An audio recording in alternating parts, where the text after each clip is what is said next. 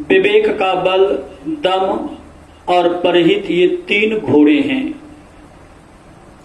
आगे भगवान श्री राम ने कहा, बल विवेक दम परहित घोरे, क्षमा कृपा समतार जुजोरे। उस धर्ममय रथ में 3 घोड़े हैं तो 3 लगाम भी है। पहला लगाम क्षमा है, अर्थात भगवान श्री राम ने विभीषण जी से कहा कि साधकों को क्षमाशील होना चाहिए। क्षमा किसको कहते हैं? क्षमा से तात्पर्य यह कभी नहीं समझेंगे कि किसी ने कोई गलती की और उसे आपने कुछ नहीं कहा तो आपने क्षमा कर दिया। विचारिए, आपका खेत है, आपके खेत में किसी की गाय प्रवेश कर गई, गाय ने फसल को नष्ट कर दिया, लेकिन जिसका फसल था उन्होंने उस गाय वाले को कोई दंड नहीं दिया, क्योंकि जिसकी गाय थी वह बड़ा पैसा वाला था, बड़ा बलवान था, इसलिए उनको कोई दंड ना दे सके। तो बिचारिए, क्या उनको क्षमा कर दिया? नहीं, इसको क्षमा नहीं कहते हैं। किसी ने बड़ा अच्छा कहा, क्षमा सोबती उस भुजंग को जिसके पास गरल हो। क्षमा तो उसको कहते हैं जिनको दंड देने की क्षमता होती है, परंतु यदि दंड नहीं दे रहे हैं तो समझिए कि आपने क्षमा कर दिया।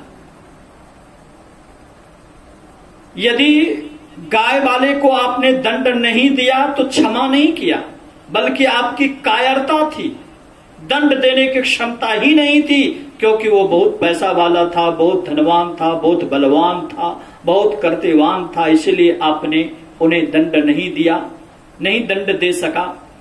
इसका मतलब आपने क्षमा नहीं किया, बल्कि आपको सामर्थ्य ही नहीं था दंड देने की, इसलिए आपने दंड नहीं दिया।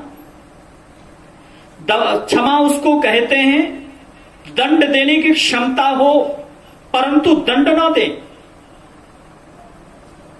क्षमा सोबती उस भुजंग को, वो सांप बहुत विषैला सर्प हो और आपके सामने में आकर के फन काटे खड़ा है, अब काटेगी कि अब काटेगा कि तब काटेगा, ऐसे विषम परिस्थिति में अचानक यदि वह सर्प दिशा को बदल दे तो समझ लेना चाहिए कि क्षमा कर दिया। और कोई ढोड़ महाराज, ढोड़ सर्प जिनके पास कोई विष ही नहीं हो, विषहीन सर्प यदि आपके पास आकर यदि बगल से रास्ता मुड़ करके यदि चला गया तो क्षमा नहीं किया, बल्कि उसको तो दंड देने की, विष प्रहार करने की क्षमता नहीं है, इसलिए आपको उन्होंने कुछ नहीं कहा। क्षमा का तात्पर्य है दंड देने की क्षमता होते हुए भी यदि आप दंड नहीं देते हैं तो समझ लीजिए क्षमा कर रहे हैं। साधकों को क्षमाशील होना चाहिए। बातों ही बातों में क्रोध करके दंड देने की प्रवृत्ति साधकों के अंदर नहीं होनी चाहिए, बल्कि साधकों को क्षमाशील होना चाहिए। यदि क्षमाशील नहीं होंगे, दंड देने की प्रवृत्ति होगी, क्रोध उत्पन्न होगा, और जब क्रोध आएगा तो बुद्धि भ्रष्ट हो जाएगी, और बुद्धि भ्रष्ट होगी तो भजन नहीं हो पाएगा। इसलिए महापुरुषों ने कहा क्रोध नहीं करना चाहिए, बातों ही बातों में क्रोध नहीं करना चाहिए, बल्कि क्षमा करने का प्रयत्न जरूर करना चाहिए। 1 बार, 2 बार, 3 बार, 4 बार पहले समझाने का प्रयास करना चाहिए, क्षमा करने का प्रयास करना चाहिए। यदि क्षमा से भी ना सुधरे तब उसे दंड देना चाहिए। इसका मतलब क्या? हम क्रोध ना करें? ऐसा कभी नहीं कहते संत लोग, क्रोध ना करो। क्रोध करो, दंड देने का गुण तुम्हारे अंदर होना चाहिए, परंतु सदैव नहीं। क्रोध से बुद्धि भ्रष्ट होती है, इसलिए सदैव रक्षण करके विवेक की कसौटी पर अपने जीवन को ढाल करके तभी दंड देने का गुण अपनाना चाहिए। कभी कभी बनावटी साधकों को क्रोध करना भी चाहिए। मानो आपके मकान में किसी मजदूर ने काम आरंभ किया है, काम चल रहा है, मजदूर लोग बैठ करके बारंबार तंबाकू लगा रहे हैं, समय को नष्ट कर रहे हैं, और आपने सत्संग में ये बातें सुनी हैं कि गुरुजी ने कहा है कि क्रोध नहीं करना चाहिए। यदि आप क्रोध नहीं करेंगे तो विचार करिए, क्या वो मजदूर काम करेगा? क्रोध करना चाहिए, परंतु बातों ही बात में नहीं। क्रोध कैसा करना चाहिए साधकों को पता है। जैसे ढोलक बजाने वाले को आप लोगों ने सुना होगा, जब ढोलक बजाता है या तबला या नाल बजाता है तो बजाने से पहले सुर के मुताबिक कसता है, टाइट करता है। टाइट करके फिर बजाना आरंभ करता है, और जब बजाया हो जाता है तो फिर उसे उतार देता है। उसी तरह साधकों को भी क्रोध करना चाहिए। कैसा क्रोध? जैसा आप ढोलक को टाइट करते हैं, वैसे ही आवश्यकता पड़े तो क्रोध करना चाहिए, और आवश्यकता समाप्त हो जाए तो क्रोध को उतार देना चाहिए। लेकिन हमारे आपसे यही गलती होती है कि हम क्रोध करते हैं तो फिर उतारते ही नहीं। कई कई दिनों तक मन मस्तिष्क में क्रोध रूपी अग्नि जलती रहती है और बुद्धि भ्रष्ट हो जाती है। भजन करने के जगह पर संसार के प्रति ईर्ष्या, द्वेष, तमाम तरह का विकार आ जाता है, जो मन को समेटने में कभी भी सक्षम होने नहीं देता है। इसलिए साधकों को क्षमाशील होना चाहिए। बच्चे गलती कर रहे हैं, पढ़ाई लिखाई नहीं कर रहे हैं, उसे डांटना है, दंड देना है। दंड दिया हो गया, फिर अपने क्रोध को शांत कर लिए। आवश्यकता पड़े तो ढोलक के तरह चढ़ा लो, और आवश्यकता पड़े तो फिर उसे उतार लो। हमारे आपसे गलती यही होती है कि जब हम लोग क्रोध करते हैं तो क्रोध करने के बाद आज क्रोध किया तो कई दिनों तक लगातार क्रोध करते रहते हैं। कभी कभी तो क्रोध के अग्नि में प्राण की आहुति दे देते हैं, यहां तक कि जीवन लीला को नष्ट कर देते हैं। संसार की छोटी छोटी वस्तुओं के चलते क्रोध करते हैं, और क्रोध करके अपने भजन रूपी संपत्ति को नष्ट करके अपने जीवन को बर्बाद करने में लग जाते हैं। महापुरुषों ने कहा ऐसा कभी मत करिए। ऐसा करेंगे यदि मन संतुलित नहीं होगा, मन पर ख्याल नहीं रखेंगे, क्रोध के चलते अपने मन की शांति को भंग कर देंगे, तो कभी भी मन रूपी रावण को मार नहीं सकेंगे, बुद्धि को ठिकाने नहीं लगा सकेंगे। बुद्धि में सद्बुद्धि नहीं आएगी, सद्बुद्धि का समावेश नहीं होगा, तो भजन करने में कभी भी बल नहीं मिल सकता है। इसलिए साधकों को समय पर क्रोध भी करना चाहिए। आवश्यकता पड़े तो क्रोध करो, परंतु क्रोध करके अपने जीवन को बर्बाद मत करो। श्री सद्गुरु महाराज की जय। तो मैं कह रहा था साधकों को क्रोध करना चाहिए, लेकिन बनावटी क्रोध करना चाहिए। कैसा क्षमाशील, कैसा क्षमा का गुण। जैसा कि आप लोगों ने कथा सुनी होगी कुणाल की।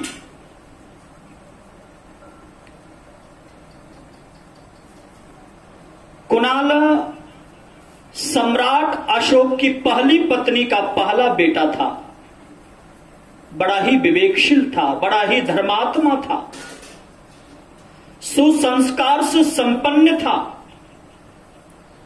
जब पहली पत्नी का अंत हो गया तो सम्राट अशोक ने दूसरी शादी की।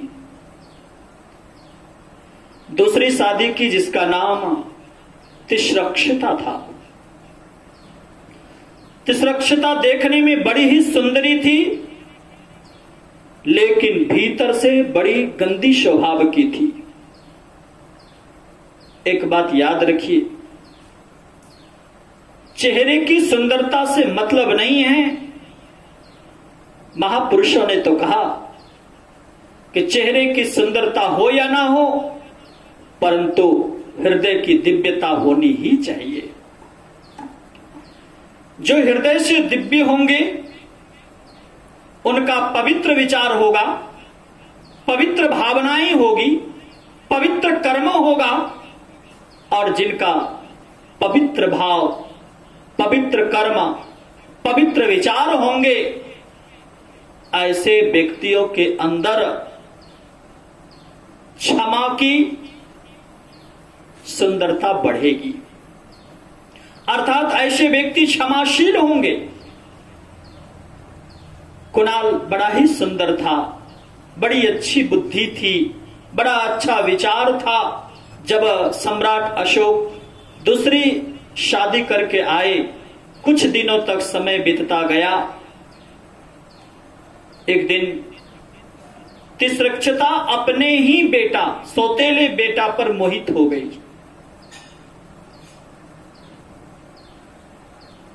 सम्राट अशोक का वो बेटा कुणाल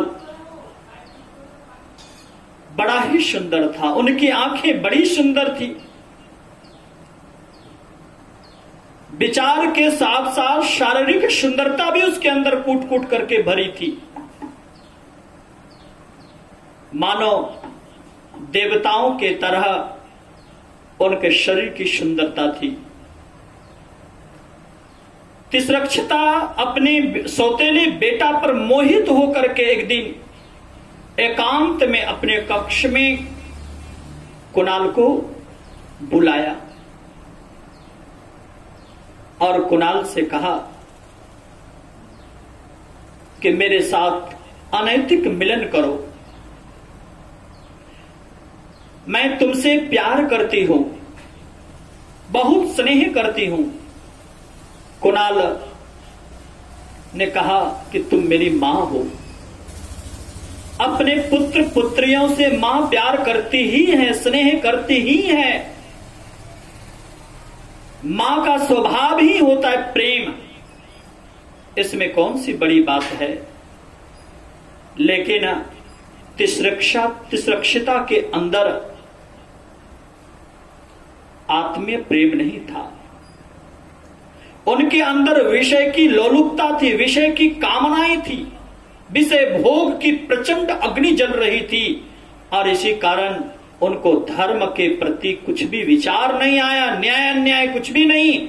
और कुणाल से कहा कि मेरे साथ शारीरिक संबंध बनाओ। कुणाल ने कहा कि मां के संबंध में ऐसा सोचना भी पाप है। करने की बात तो दूर गई, सोचना भी पाप है। मां, मैं ऐसा कभी भी नहीं कर सकता। तिष्रक्षता ने कहा, यदि मेरी बातों को तूने नहीं माना तो याद रखना कुणाल, जिस आंखों की सुंदरता पर तुम इठला रहे हो, ये आंखें निकलवा लूंगी। राजा तो मेरे अधीन है, तुम्हारा जो राजा बनने का सपना है, ये सपना भी मैं कभी भी अपना होने नहीं दूंगी। नहीं तो मेरी बात मान लो, जीवन भर सुख झेलोगे, सुख पाओगे।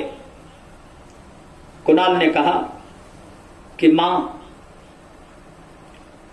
मुझे इस शरीर से भी कोई लेना देना नहीं है, क्योंकि वह शरीर किस काम का जिस शरीर के द्वारा धर्म की रक्षा न हो पाए। मां, एक बात याद रखिए, जीवन में धर्म से बढ़कर कुछ भी नहीं है। जो धर्म की रक्षा करते हैं उसकी रक्षा धर्म करते हैं। भले लौकिक जगत में उनको अपकीर्ति मिलती हो, परंतु पारलौकिक जगत में उनको सदैव कृति मिलती है, उनके यश गाथा होती है। यदि धर्म की रक्षा हेतु प्राण की आहुति देनी पड़े तो मैं सहर्ष देने को तैयार हूं। याद रखिए मां, धर्म से बढ़कर के कुछ भी नहीं है। इसलिए व्यक्ति को धर्म से युक्त जीवन जीना चाहिए। तिसरक्षिता ने कहा, अच्छा तो तुम मेरी बातों में नहीं आओगे, मेरी बात नहीं मानोगे? कहा हरगिज नहीं। मां के संबंध में ऐसा सोचना भी पाप है। आपने सोच कैसे लिया? कहा यदि मेरी बातों में नहीं आया तो जीवन भर पछताओगे, तुम्हारे आंखें निकलवा लूंगी, प्राण ले लूंगी। कुणाल ने कहा, मां चाहे जितनी भी यातनाएं देनी हो दे दो, जितना जो कुछ भी करना हो करो, परंतु मैं धर्म का परित्याग नहीं कर सकता। चाहे जितनी भी समस्याओं का सामना करना पड़े मैं करने को तैयार हूं, परंतु धर्म का लोप नहीं होने दूंगा। गुरु गोविंद सिंह का नाम आप लोगों ने सुना होगा। गुरु गोविंद सिंह के दो बेटों ने प्राण की आहुति धर्म की रक्षा हेतु दिया। एक का नाम था जोरावर सिंह और दूसरे का नाम था फतेह सिंह। जब आतताई मुगलों ने गुरु गोविंद सिंह के दोनों बेटों को पकड़ा और कहा कि इस्लाम धर्म कबूल करो, तो गुरु गोविंद सिंह ने कहा, मैं प्राण की आहुति दे सकता हूं, परंतु धर्म का परित्याग नहीं कर सकता। धर्म है तो जीवन है, नहीं तो ऐसा जीवन किस काम का जिससे धर्म से विहीन हो। याद रखो कायरो, पापियों, याद रखना, जिस दिन जीवन से धर्म निकल जाता है उस दिन से जीवन में कुछ नहीं बचता। इसलिए धर्म से हीन जीवन जीकर क्या करूंगा? तुमको जो दंड देना है दे दो, परंतु मैं धर्म का परित्याग नहीं कर सकता। आतताई मुगलों ने कहा, यदि दोनों ने मेरी बातों को नहीं माना तो याद रखना, दोनों भाइयों को दीवारों में डाल करके चुन दूंगा। गुरु गोविंद सिंह के दोनों बेटों ने, जोरावर सिंह ने जोर से बोला, फतेह सिंह शेर से बोला, उठाओ ईंट और चुन दो दीवारों में। और दोनों भाइयों को आमने सामने दीवारों में देकर उन्हें ईंट चुन दिया उसके शरीर पर, परंतु धर्म का लोप होने नहीं दिया। अपने जीवन से धर्म को जाने नहीं दिया, बल्कि धर्म को अपने जीवन में समेटे अपने प्राण की आहुति दे दी। स्वयं गुरु गोविंद सिंह को तो देख लीजिए। गुरु गोविंद सिंह को जब आतताई मुगलों ने कहा कि इस्लाम धर्म कबूल करो, तो उन्होंने कागज के टुकड़े में कुछ लिखा और उस मुगलों के हाथ में देते हुए कहा, यदि हिम्मत है तो इस कागज के टुकड़ों को मुट्ठी में बांधो और मेरा गला उतार दो। कागज के टुकड़ों को मुट्ठी में बांधा और गला उतार दिया। जब उस कागज के टुकड़ों को खोल करके पढ़ा तो उसमें लिखा था, धड़ दे दिया परंतु धर्म नहीं दिया। विचार करिए, धर्म का स्थान जीवन में कितना अधिक है। बंदा बैरागी ने धर्म की रक्षा हेतु, सनातन धर्म की रक्षा हेतु प्राण की आहुति दे दी, परंतु धर्म का लोप होने नहीं दिया। ठीक उसी तरह कुणाल ने कहा, मां जितना दंड देना हो दंड दो, परंतु मैं धर्म का लोप नहीं होने दूंगा। मैं कभी व्यभिचार नहीं कर सकता, अनैतिक नहीं कर सकता। धर्म की रक्षा करते हुए जीवन जीऊंगा और धर्म की रक्षा करते हुए प्राण की आहुति दे दूंगा, परंतु धर्म की ध्वजा को कभी भी गिरने नहीं दूंगा, झुकने नहीं दूंगा। जीवन भले झुक जाए परंतु धर्म की ध्वजा कभी भी नहीं झुकेगा। गुरु गोविंद सिंह की बात को विचारिए और स्वयं कुणाल की बात को विचारिए।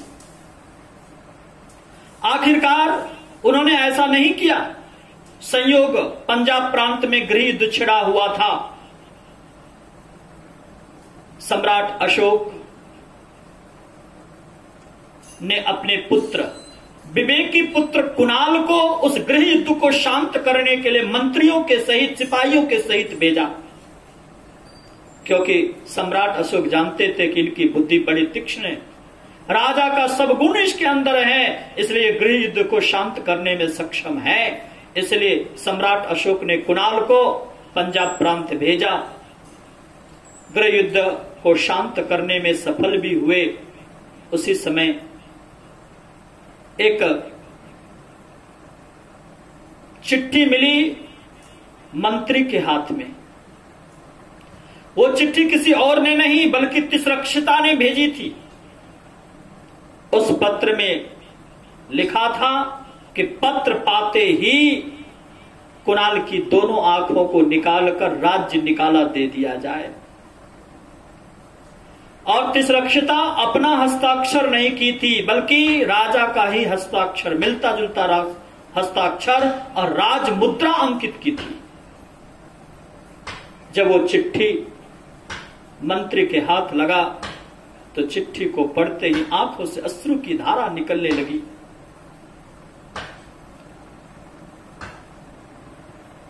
तभी कुणाल बगल में खड़े थे। कुणाल ने कहा कि आप इस पत्र को पढ़कर क्यों रो रहे हैं? ये तो राजपत्र है।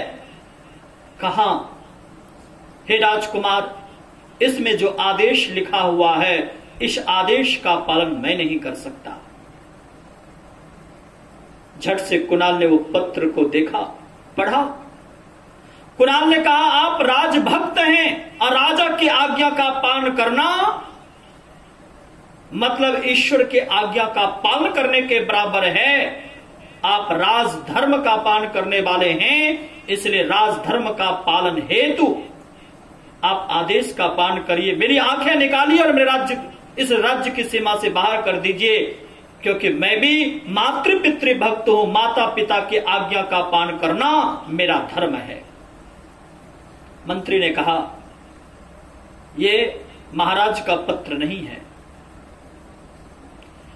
कुणाल ने कहा, महाराज का पत्र हो या ना हो, परंतु राज मुद्रा तो अंकित है, इससे पता चलता कि राजपत्र है। नहीं महाराज, मंत्री ने कहा, नहीं राजकुमार,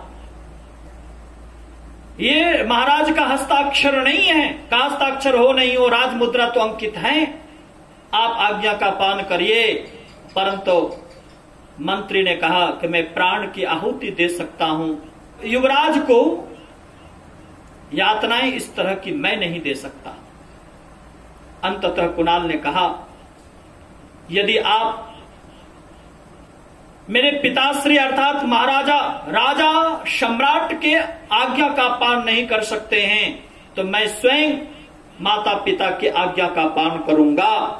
और वो पत्र लेकर राज्य से बाहर स्वयं हो गए और दोनों आंखें निकाल दी।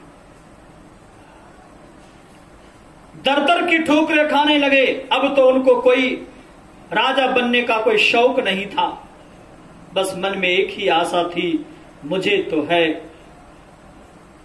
काम ईश्वर से, जगत रूठे तो रूठन दे। संसार के प्रति कोई आसक्ति नहीं रही। मन में वैराग्य जगा और प्रभु चिंतन में अपने मन को लगा करके जीवन यापन करने लगे, भगवान का भजन करने लगे, भगवान की भक्ति में अपने मन को लगाए रखे।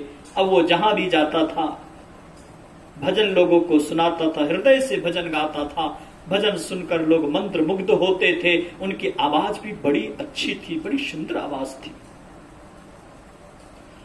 भजन सुनने के बाद कोई कपड़े की व्यवस्था कर देते तो कुछ अन्न खाने के लिए दे देते, वही खा करके भजन करते थे और कोई लालसा नहीं थी। संसार में यूं भटक रहे थे। बहुत यातनाओं को उन्होंने झेला, बहुत दुख को झेला, बड़ी परेशानी थी उसके अंदर। जीवन यापन कर रहे थे। भटकते भटकते बरसों बाद कुणाल अपने ही पिता के राज्य में आ गए। एक सेठ जी के यहां आए। उनकी वाणी को सुनकर, उनके भजन को सुनकर सेठ जी मंत्र मुग्ध हो गए और उन्होंने कहा, सूरदास, तुम जितना दिन यहां रहना चाहते रहो, तुम भजन सुनाओगे, मैं तुम्हें भोजन और वस्त्र की व्यवस्था दूंगा। कुणाल को और कुछ चाहिए भी नहीं। एक बात याद रखिए, जितने व्यक्ति कामनाएं रखते हैं उतना ही दुख होता है, इसलिए कामनाओं को कम करना चाहिए तो दुख से वंचित रह पाएंगे। कुणाल के अंदर कोई कामना नहीं थी, कामना थी तो सिर्फ प्रभु भजन की, भगवान की भक्ति करने की कामना थी, प्रभु के चिंतन करने की कामना थी, क्योंकि वो जानते थे कि जीवन में सार तत्व यदि कोई श्रेष्ठ चीजें हैं तो वो प्रभु का चिंतन है, भगवान का भजन है, इसके अलावा कुछ नहीं। संसार की जिन चीजों के प्रति हम मन को लगा कर रखते हैं, या तो संसार की वस्तुएं धोखा दे जाती है, या तो स्वयं उन्हें छोड़ करके मुझे जाना होता है, तो क्यों नहीं मैं भगवत चिंतन करके आत्म कल्याण कर सकूं। इसी कामनाओं से सेठ जी के घर रह करके भजन सुनाता था, भोजन मिल जाता था, भजन में मस्त रहता था। संयोग सम्राट अशोक को नींद नहीं आ रही थी किसी कारणवश, ब्रह्म मुहूर्त का बेला था, क्योंकि राजा महाराजाओं को तो अनेक तरह की चिंता होती हैं, इसलिए नींद नहीं आ रही थी। तो अपने मन में विचार किया कि कोठे पर टहलना चाहिए। कोठे पर टहल रहे थे, तभी वो मीठी मीठी स्वर, भजन का स्वर उन्हें कानों में सुनाई दिया।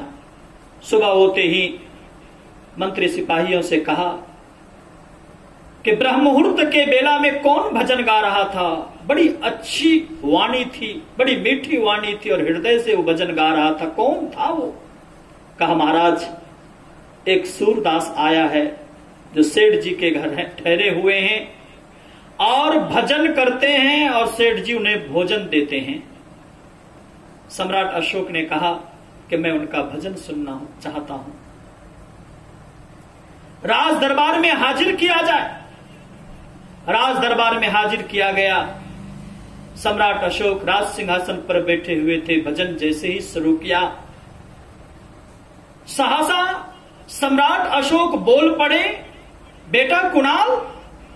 जैसे सुनना था बेटा कुणाल, वैसे कहा पिताजी आप, और बरसों का वियोग था। दोनों के आंखों से अश्रु की धारा निकल पड़ी। दोनों एक दूसरे के आलिंगन के गले मिले और कहा बेटा ये तुम्हारी हालत इस तरह की किसने की? कुणाल ने राजपत्र को संभाल करके रखा था। कहा पिताजी ये तो आपकी आज्ञा का पालन मैंने किया है, किसी ने कोई दंड नहीं दिया है, ये आपका आदेश पत्र था, इस आदेश पत्र का मैंने पालन किया है। जैसे ही पत्र को सम्राट अशोक ने देखा, कहा बेटा ये मैंने पत्र नहीं लिखा, ये दुष्ट पापनी तुम्हारी सौतेली मां ने लिखा है, और इस पापनी को क्या दंड दूं? सम्राट अशोक के सामने कुणाल ने आंखों से अश्रु की धारा बहाते हुए कहा ये मेरी मां है, क्षमा कर दीजिए। हृदय की विशालता देखिए, ये मेरी मां है, क्षमा कर दीजिए। सम्राट अशोक ने कहा नहीं, क्षमा के योग्य इन्होंने कार्य नहीं किया। एक भावी राजा को नेत्रहीन बनाया है, दर दर की ठोकरें दी है, इसलिए मृत्यु दंड के भागी होनी चाहिए। तुम डरते क्यों? बोलो इस पापिनी को क्या दंड दूं? उन्होंने कहा ये मेरी मां है, क्षमा कर दीजिए। फिर भी सम्राट अशोक का क्रोध शांत नहीं हुआ। मंत्री सिपाहियों को आदेश दिया कि जमीन में गड्ढा खोदा जाए और इस पापिनी को जिंदा दफना दिया जाए। गड्ढा जब खोदा गया और दफनाने की बारी आई, कुणाल को जैसे ही पता चला तो कुणाल ने धीरे धीरे पैर टटोल करके पिताजी का पैर पकड़ा और कहा पिताजी ये मेरी मां है, क्षमा कर दीजिए। हे पिताजी, गलती पर जो गलती करे उसको हैवान कहते हैं, गलती करने पर जो सुधर जाए उसको इंसान कहते हैं, और गलती करने वालों को जो माफ कर दे उसको भगवान कहते हैं। ये मेरी मां है, मां के लिए इंसान मत बनिए, बल्कि मेरा निवेदन है, मेरी प्रार्थना है कि आप भगवान बनकर के मेरी मां को क्षमा कर दीजिए। ये हृदय की विशालता, क्षमा का गुण, हम साधकों के अंदर होना ही चाहिए, साधिकाओं के अंदर होना ही चाहिए। ये क्षमा लगाम है, पहला लगाम है।